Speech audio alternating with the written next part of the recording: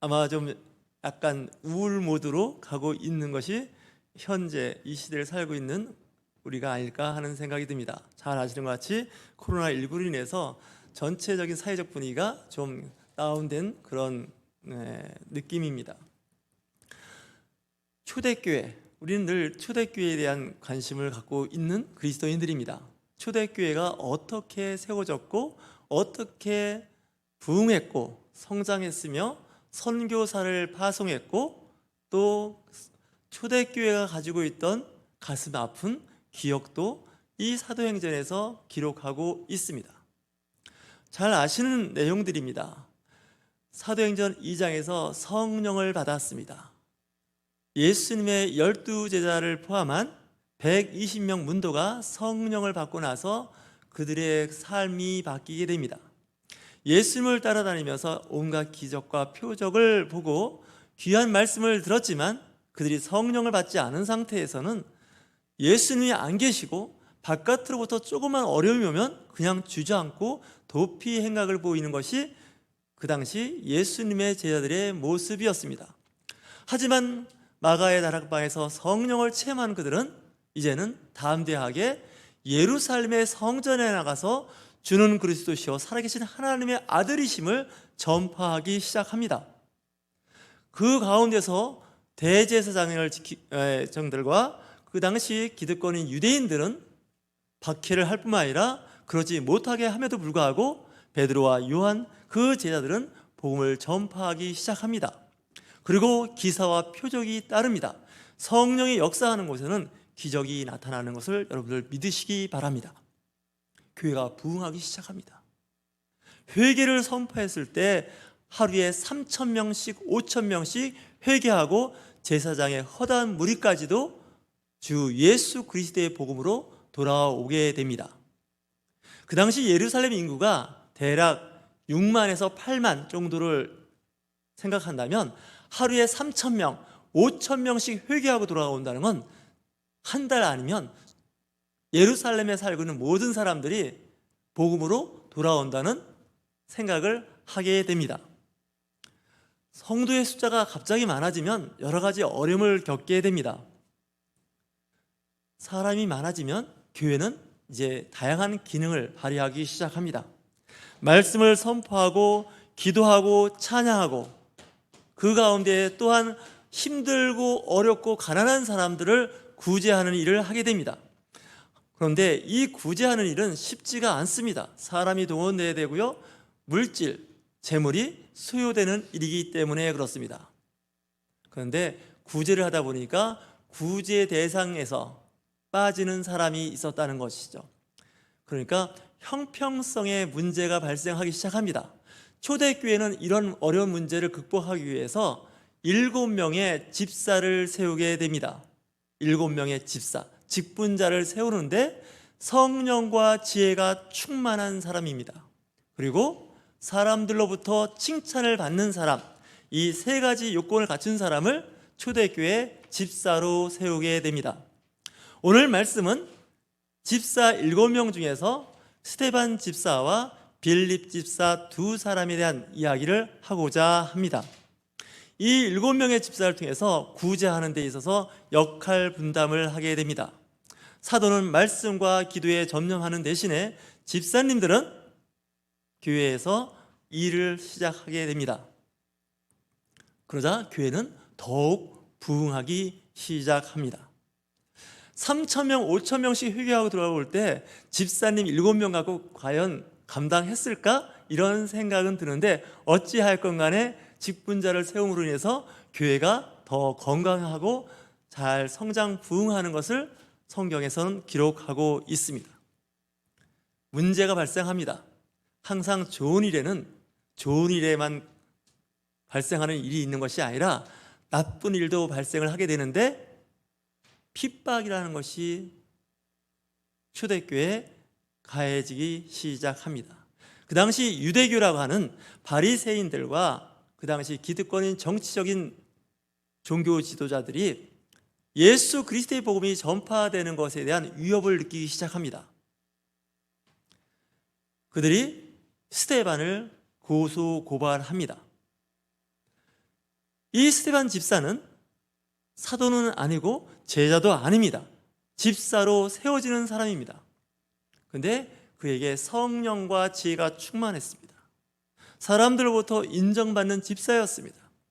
그가 설교할 때 많은 사람들이 은혜를 받습니다. 그가 또한 사역하는 가운데 기사와 표적이 나타나고 있는 겁니다. 여러분들 집사님들이십니까?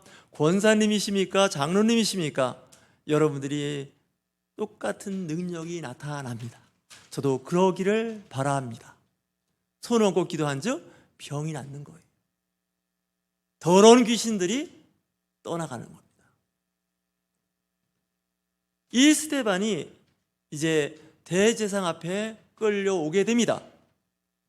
그리고 스데반이 그 앞에서 복음을 전파하는데 사도행전 7장은 스데반의 한편의 설교입니다. 아브라함부터 시작해서 예수 그리스도의 복음을 그대로 전파합니다. 문제는 그걸 듣고 있던 대제사장과 그를 고소고발했던 무리들이 은혜를 못 받았다는 게 문제입니다. 저는 이런 얘기를 할 때가 있었습니다. 스데반 설교를 들으면 은혜를 받는 게 아니라 스데반처럼 설교하면 돌이 날아올 수 있다라는 생각을 해보았습니다. 스데반의 설교를 듣는 사람들이 이를 갈기 시작하는 거예요. 분노하는 거예요. 저를 죽이자고 하는 겁니다. 설교도 웬만큼 못해갖고 이런 얘기 안 나옵니다. 근데 스데반의 설교는 그들의 마음을 찔리는 설교를 했습니다. 그러니까 설교자가 설교할 때 마음에 찔리는 설교를 하는 건 위험하다는 생각까지도 하게 됩니다. 대부분 말씀의 은혜를 받았다고 생각하고 말씀의 기쁨과 은혜가 충만한 그런 분들도 있는가 하면 말씀에 찔려서 그 말씀 때문에 화가 나서 설교자에 한 against 대항하는 사람이 있을 수도 있습니다. 어찌할건간 스데반은 그 일로 인해서 순교하게 됩니다. 최초의 집사였고 최초의 순교자로 성경은 기록되고 있습니다. 거기에 대비해서 한 집사, 빌립 집사에 대해서는 오늘 말씀을 초점을 맞추고자 합니다. 스데반은 너무나 여러분들 잘 알고 있고 순교자로서의 우리가 그를 존경합니다. 하지만 빌립 집사에 대해서는 조금 가중치를 낮게 생각하는 것이 아닌가 하는 생각이 드는데 사실 살아있는 순교자는 이 빌립 집사입니다. 죽음으로 순교함으로 하나님의 영광, 하나님 나라를 확장 내지는 세워가는 사람이 있는가 하면 삶이 순교자의 삶을 사는 사람들이 있습니다. 우리는 아마 어찌 보면 스데반과이기보다는 빌립과에 가깝습니다. 빌립은 그도 성령과 지혜가 충만했고 사람들로부터 칭찬을 받는 사람이었습니다. 이 초대교회에 핍박이 옵니다. 스데반이 돌에 맞아 죽자 사람들이 그 복음을 전파하는데 위축되기 시작합니다. 공식적으로 사람들이 많이 모인 곳에서 복음을 전파하기가 어려워지는 겁니다. 많은 사람들이 예루살렘을 떠나 온 유대와 각 지역으로 흩어지기 시작합니다. 저나 여러분들은 모이는 거에 대해서는 집중하고 열심을 가지고 있지만 흩어지는 거에 대해서는 익숙하지가 않습니다. 만남은 좋아지만 헤어지는 것은 왠지 가슴이 짠하니 슬픔이 있게 됩니다. 하지만 성경은 늘 만남과 모임만 강조하는 것이 아니라 때로는 흩어버릴 때가 있습니다. 물론 흩어버리는 것도 여러 가지 이유가 있습니다. 믿음의 조상 아브라함은 갈대아 우르에서 정착해서 살던 사람이었습니다. 근데 하나님께서 그를 끄집어내십니다. 하란에 머물게 되는데 하란에 있는 것도 아닙니다. 또 하나님께서 명령하시는데 가나안 땅으로 이주하라고 말씀하십니다. 그리스도인 하나님의 백성을 한 곳에 정착시키지 않고 이주시키시는 하나님, 그분의 특별한 뜻이 있으십니다. 또 한 가지는 예를 들면 좀 좋은 예는 아니지만 바벨탑이라는 사건이 있었습니다. 창세기 11장 4절 말씀을 보면 홍수 이후에 사람들이 모여서 의기투합해서 탑을 쌓습니다. 바벨탑을 쌓는데 그들이 말을 하는데 이 탑을 하늘에 닿도록 높게 쌓아서 우리의 이름을 세상에 알리자라고 하면서 우리가 흩어짐을 막자, 흩어지지 않도록 하자. 바벨탑을 쌓아서 그렇게 할 때 하나님께서 그 바벨탑을 쌓는 사람의 언어를 혼란케 함으로 해서 그들을 흩어버리게 하십니다. 하나님은 모이기도 하시지만 흩어버리게도 하신다는 겁니다. 그와 같은 예는 성경에서 수도 없이 많이 나옵니다. 여러분들 이삭의 아들 야곱을 보실까요? 야곱은 어머니와 아버지와 한 집에 살았습니다. 하지만 그 장자권의 그 축복을 받는 그 순간 형과의 관계 때문에 안주하고 평안하게 살던 집을 떠나서 라반이라고 하는 외산촌집으로 피신하게 됩니다. 아마 그렇지 않았으면 그는 거기서 계속 아버지와 어머니와 함께 살았을 겁니다. 흩어버린다는 것이죠. 그리고 라반 집에 가서도 네 명의 아내와 함께 아들과 딸을 낳아서 잘 살 수가 있습니다. 특별히 외삼촌 라반의 보호 아래서 양을 잘 칠 수가 있는 거죠. 근데 하나님께서 또 그 환경을 흔들어서 그곳을 떠나게 하십니다. 하나님께서 흔들었을까요? 아니면 자기가 흔들었을까요? 악마가 흔들었을까요? 어쨌든 상관없습니다. 흔들면 결국 흔들릴 수밖에 없게 됩니다. 잠언 16장 4절에서는 이렇게 말씀하시고 계십니다. 하나님께서 세상에 온갖 것을 다 창조하셨는데 악인도 악한 날에 적당하게 만드셨다고 말씀하십니다. 이 초대교회가 가지고 있는 어찌 보면 부흥과 성장, 그리고 많은 사람들이 모여서 합심기도 하고 또한 많은 사람들이 구제하던 이 예루살렘을 치십니다. 그러니까 그들이 온 유다로 흩어지기 시작합니다. 예수님께서 마지막 유언이 뭘까요? 사마리아와 땅끝까지 이르러 내 증인이 되라고 말씀하셨습니다. 빌립 집사는 사마리아 성으로 이주하게 됩니다. 그곳에서 말씀을 전하자 놀라운 기적과 표적이 나타나기 시작합니다. 성경은 이렇게 기록하고 있습니다. 더러운 귀신 들린 자들이 치유함을 받는 겁니다.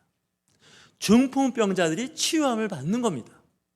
못 걷는 사람들이 걷기 시작하는 겁니다.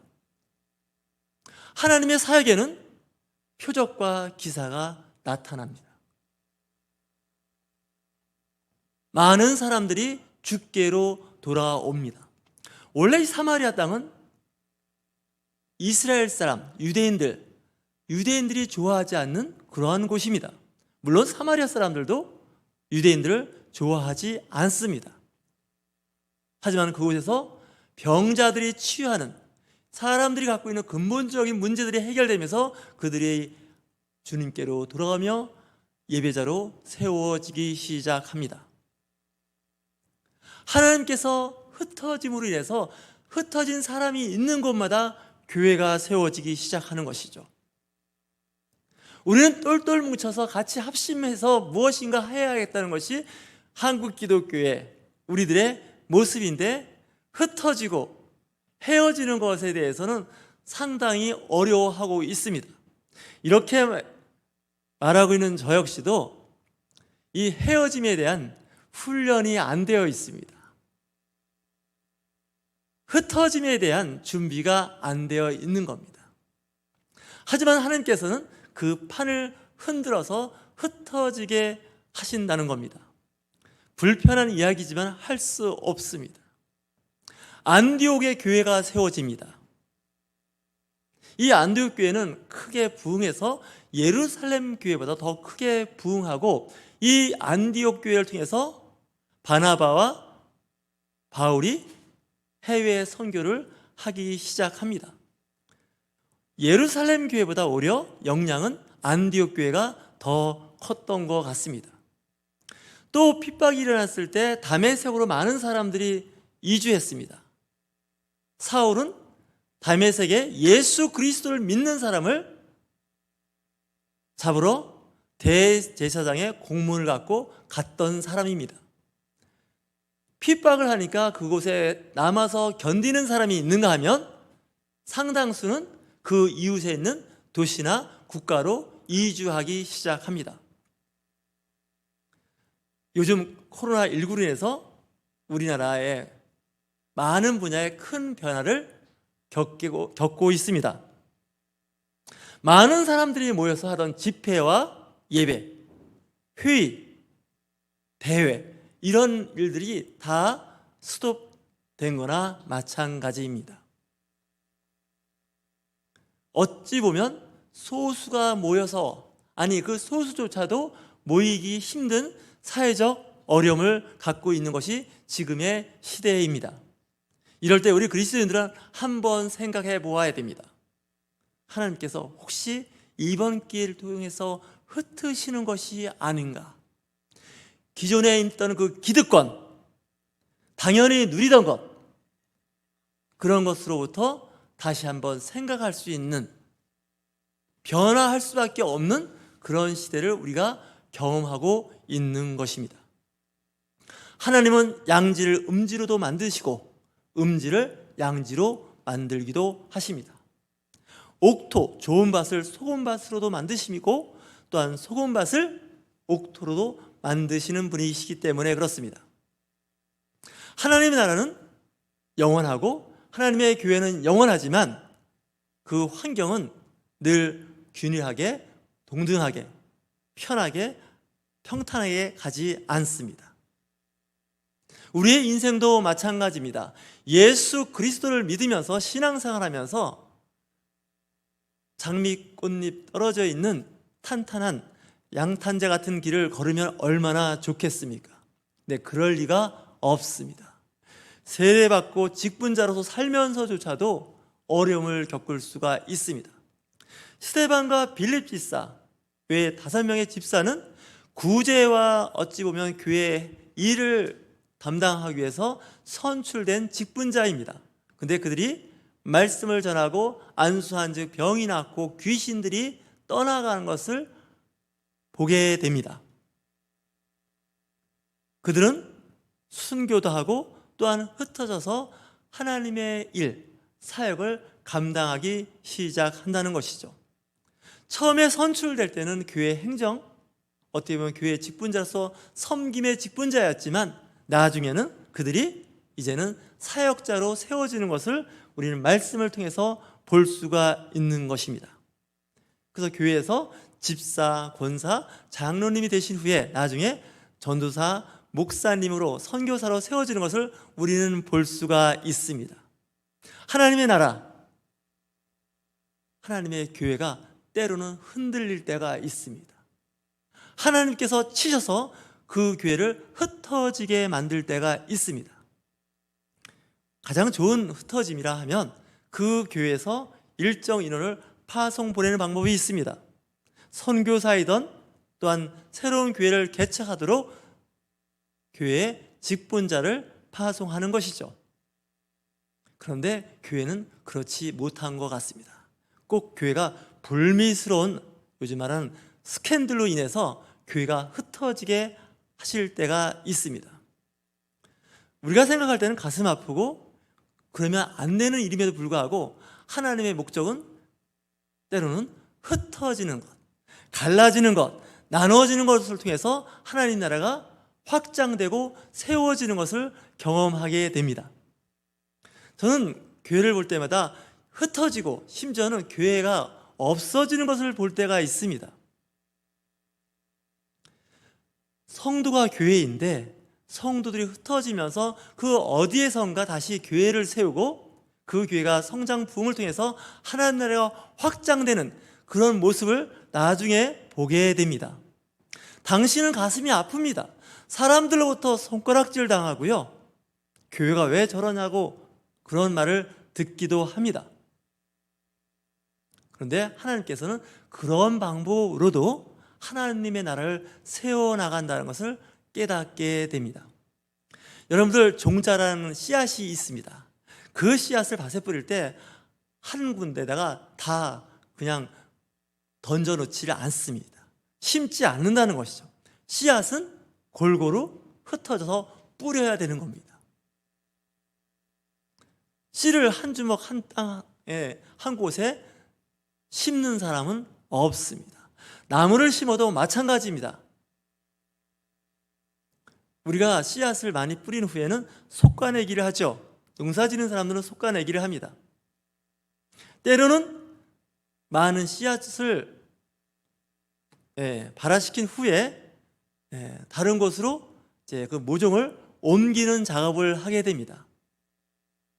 사람은 어떨까요? 사람도 우리는 학교라는 그 공동체 생활을 하게 됩니다. 초등학교, 중학교, 고등학교, 대학이라는 것을 볼 때 학년이 올라갈 때마다 정든 친구들과 헤어지게 됩니다. 또한 새로운 친구를 만나게 됩니다. 담임 선생님도 새롭게 만나게 됩니다. 헤어지는 슬픔도 있습니다. 하지만 새로 만난 친구와 새로 만난 선생님을 경험하게 됩니다.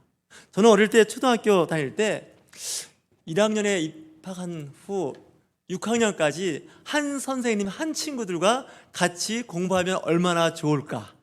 중학교도 1학년 들어가서 졸업할 때까지 한 선생님과 한 반의 친구들과 함께 하면 얼마나 좋을까 그랬는데, 그렇지 않은 것을 경험했고, 그러면 안 된다는 것도 듣게 되었습니다. 이런 얘기를 하더라고요. 한 학교, 한 학급, 한 선생님 밑에서 공부를 하면 그 선생님을 다 닮아가는데, 글씨 쓰는 거, 말하는 거, 이 모습을 그대로 닮아간다는 거예요. 반을 섞어서 새로운 친구 사귀는 방법, 새로운 선생님으로부터 새로운 지식을 그리고 인격을 배우는 것, 이런 과정들이 필요한 것입니다. 학교를 바꾸면 이제 어릴 때 놀던 친구들과는 이제 점점점 멀어지게 됩니다. 새로운 사람을 만나게 된다는 것이죠. 직장 생활하면 이제는 완전히 새로운 사람을 사귀게 됩니다. 만나야 된다는 것이죠. 요즘은 점점 시대가 다변화하면서 한 직장에서 정년할 수 있는 기회는 점점 없어진다고 이야기합니다. 직장을 바꿉니다. 또 사업체도 바꿀 수 있습니다. 우리 그리스도인도 마찬가지입니다. 교회를 옮길 수 있습니다. 새로운 목회자를 만날 수 있습니다. 새로운 선교지로 자리를 옮길 때가 있습니다. 한번 정해진 곳에서 영원히 섬김과 돌봄을 같이 하는 분들 계시지만, 대다수는 그럴 수 있는 기회나 은혜는 없다는 생각을 하게 됩니다.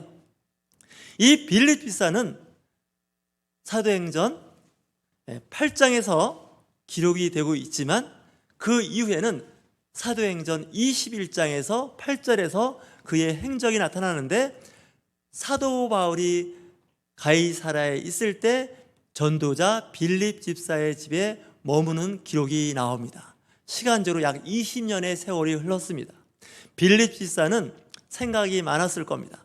같이 사역했던 스데반 집사가 돌에 맞아 죽게 했을 때 그 현장에 있던, 가표를 던졌던 사울이 자기 집에서 머물고 있는 것입니다. 하나님의 역사는 참 특이합니다. 과거엔 적이었습니다. 미움의 대상이었습니다. 그러나 20년이 지난 그 이후에 빌립과 사울은 사역자로서 만나게 됩니다. 스데반에 대한 가족 얘기는 없는데, 이 빌립 집사는 4명의 딸이 있었습니다. 그런데 이들은 예언하는 자였다고 하고 있습니다. 스데반은 순교했지만 빌립 집사는 그 인생이 하나님의 나라를 세워가는 일을 했습니다. 식구들이 모두 하나님의 나라에 귀하게 쓰임을 받았다는 것입니다. 스데반 못지않게 빌립 집사도 귀하게 쓰임을 받는 것입니다. 우리 모두는 순교자가 될 수 없습니다. 그런 은총과 은혜가 있다면 좋겠지만 그렇지 못합니다. 하지만 빌립 집사처럼 사마리아의 성에 가서 주의 복음을 전하며 교회를 세우며 기사와 표적을 통해서 하나님께 영광을 돌리며 또한 가이사랴 지역에 가서 사도 바울을 영접하는 기회를 얻게 됩니다. 그는 성령의 이끄심을 받는 집사였습니다. 천사가 빌립 집사에게 나타나서 예루살렘 남쪽으로 가라고 할 때 광야입니다. 광야로 가라고 합니다. 광야에 갔을 때 누구를 만날까요? 아프리카 이디오피아의 내시였던 간다게를 만나게 해줍니다. 그는 그날의 살림을 맡은 총괄하는 그런 신하였습니다. 그는 예루살렘에 예배를 하러 왔다가 돌아가는 길에 빌립 집사를 만납니다. 우리가 생각하는 큰 사도라고 하는 베드로나 요한을 만난 게 아닙니다. 집사를 만납니다. 그리고 다가가서 복음을 전파합니다. 그때 마침 간다게가 성경을 읽고 있었는데 이사야 53장을 읽고 있었습니다. 빌립 집사가 그 이사야 53장에 나오는 그분이 바로 예수 그리스도라는 것을 전파합니다. 전해줍니다. 그가 깨닫습니다. 그가 이제 수레에서 내려서 물에 가서 빌립 집사에게 세례를 받습니다. 빌립 집사가 이디오피아의 그 대신을 물 세례를 주게 됩니다. 그는 성경에도 능통했고 성령과 믿음 그리고 지혜가 충만했던 사람입니다. 그는 시간만 있으면 때를 얻기만 하면 하나님 나라를 전파하는 사람이었습니다. 여러분들 초대교회의 흩어짐 이것이 불행한 사건인 것은 틀림없지만 이것이 또한 하나님께서는 이 악한 것을 선한 것으로 바꾸십니다. 코로나19로 인해서 전 세계가 힘들어하는 이때 하나님께서는 우리에게 주시는 메시지가 있습니다. 이 메시지를 통해서 우리가 해야 할 일이 무엇인가, 앞으로 우리가 나아갈 길이 무엇인가 곰곰이 한번 생각해 보십시오. 성령과 지혜가 충만하고 사람들로부터 칭찬받는 사람이 되어서 교회의 섬김과 구제 그리고 나아가서는 하나님의 나라를 세워나가는 전도자가 되시기를 주의 이름으로 축원합니다.